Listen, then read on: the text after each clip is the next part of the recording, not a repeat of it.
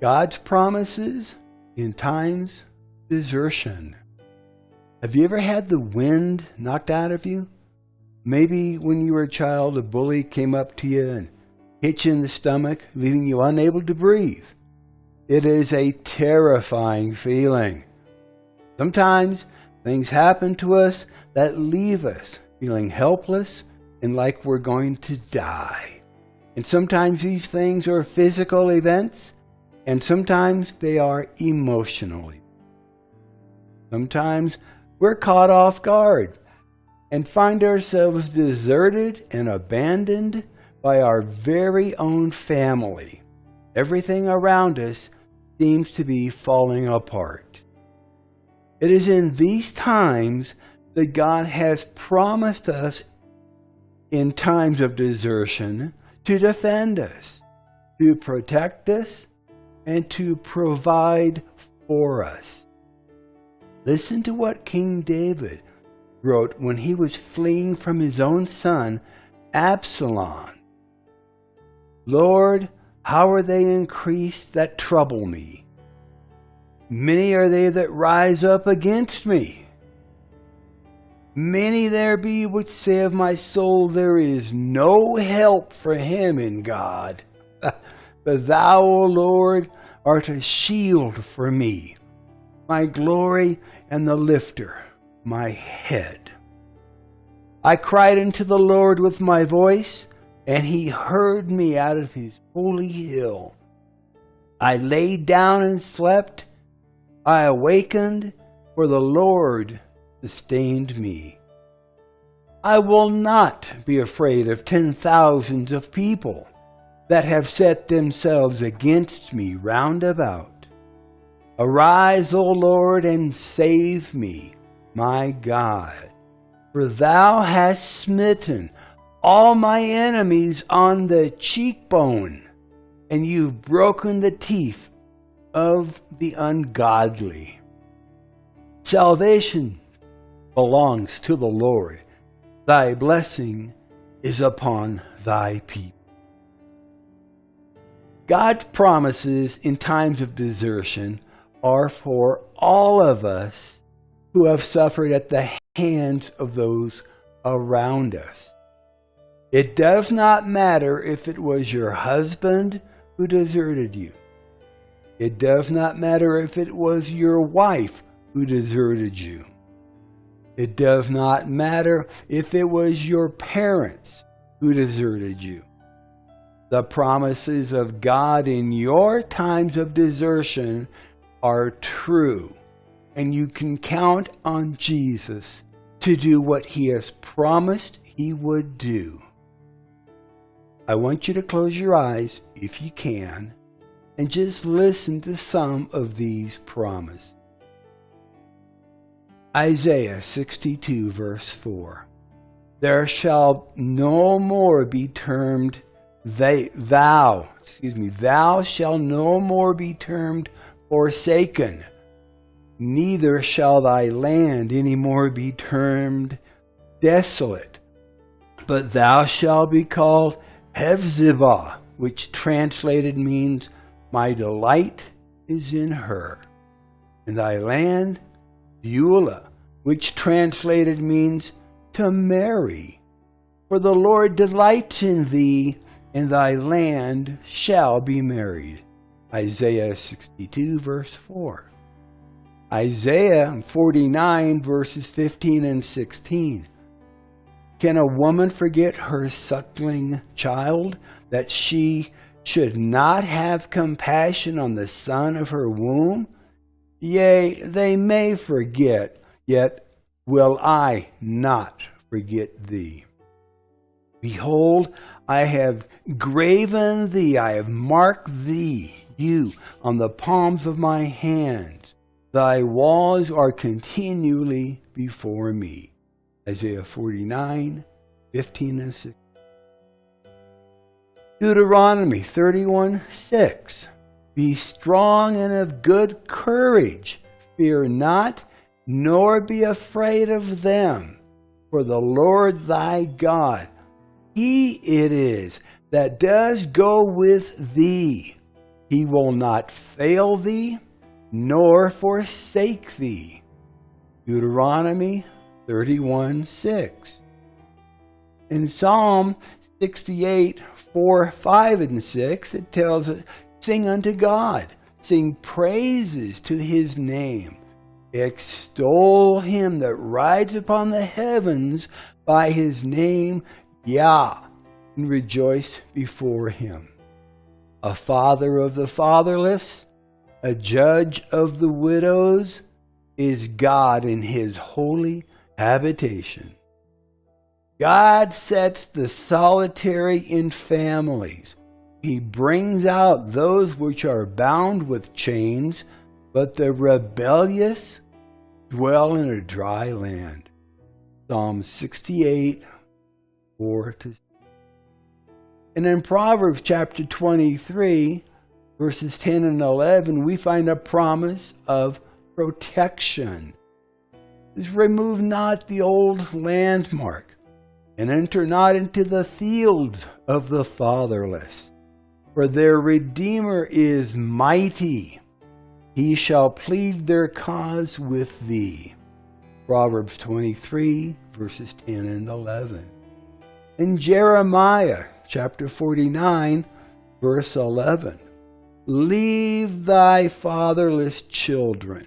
I will preserve them alive, and let the widows trust in me. Jeremiah 49:11.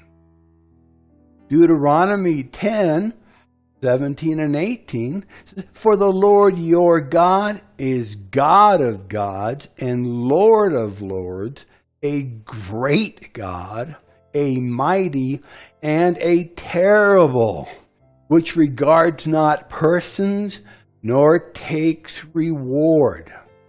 He does execute the judgment of the fatherless and widow, and loves the stranger in giving him food and raiment. Deuteronomy 10, 17 and 18. 1 Peter chapter 5, verses 6 and 7 tells us, humble yourself, therefore, under the mighty hand of God, that he may exalt you in due time, casting all your care upon him, for he cares for you. 1 Peter 5, 6 and 7. In Psalms 37, verses 23, 24, and 25, says, the steps of a good man are ordered by the Lord, and he delights in his way. Though he fall, he shall not be utterly cast down, for the Lord upholds him with his hand. I have been young, and now I'm old, and yet have I not seen the righteous forsaken, nor his seed begging for bread. Psalms 37, 23, 24, and 20. Psalms 27, verse 10. When my father and my mother forsake me, then the Lord will take me up. Psalms 27, 10. Deuteronomy chapter 4, verses 29 to 31. But if from thence thou shalt seek the Lord thy God, thou shalt find him, if thou seek him with all thy heart and with all thy soul. When thou art in tribulation, and all these things are come upon thee, even in the latter days, if thou turn to the Lord thy God, and shall be obedient unto his voice, for the Lord thy God is a merciful God, he will not forsake thee, nor destroy thee, nor forget the covenant of thy fathers which he swore unto them. Deuteronomy chapter 4, verses 29 to 31. Isaiah 41:17 says, when the poor and the needy seek water, and there is none, and their tongue faileth for thirst, I, the Lord, will hear them. I, the God of Israel, will not forsake them. Isaiah 41:17 17. In Psalm 43, verses 4 and 5, then will I go unto the altar of God, unto God my exceeding joy. Yea, upon the harp will I praise thee, O God, my God. Why art thou cast down, O my soul, and why art thou disquieted within me? Hope in God, for I shall yet praise him, who is the health of my countenance and my God. Psalms 43, verses 4 and 5. 1 Samuel 12:22 assures us that the Lord will not forsake his people for his great name's sake, because it has pleased the Lord to make you his people. 1 Samuel 12:22. Over in Romans 8:31, what shall we then say to these things? If God be for us, who can be against us? Romans 8:31. Jeremiah 33:3. Call unto me, and I will answer you, and I will show you great and mighty things which you do not know. Jeremiah 33. Without a doubt, desertion is one of the hurtful experiences that we could ever go through. One of the most hurtful experiences we could ever. It is something that is hard to share with others, and it is often difficult to deal with, even in the church. But God's promises in times of desertion are for all of us who have suffered at the hands of those around us. It does not matter if it was your husband who deserted you and left you with the children. It does not matter if it was your wife who deserted you and took off with your best friend. It does not matter if it was your parent who deserted you and left you alone in a strange place. The promises of God in your times of desertion are true, and you can count on Jesus to do what he has promised he would do, because he is not a man that he should. So what does matter is that you call out to the Lord, ask him to help you, and then trust him to do what he has promised he will do. I can personally testify and tell you that our God is faithful, and that I know from first-hand experiences that this is all true. And that the Lord will never forsake you, he will never leave you, nor will he ever mistreat you. I'm Pastor Steve, and our church is La Viña de Gracia in La Caleta, Colombia. We invite you to join us if you can, as we continue in our services and worship time.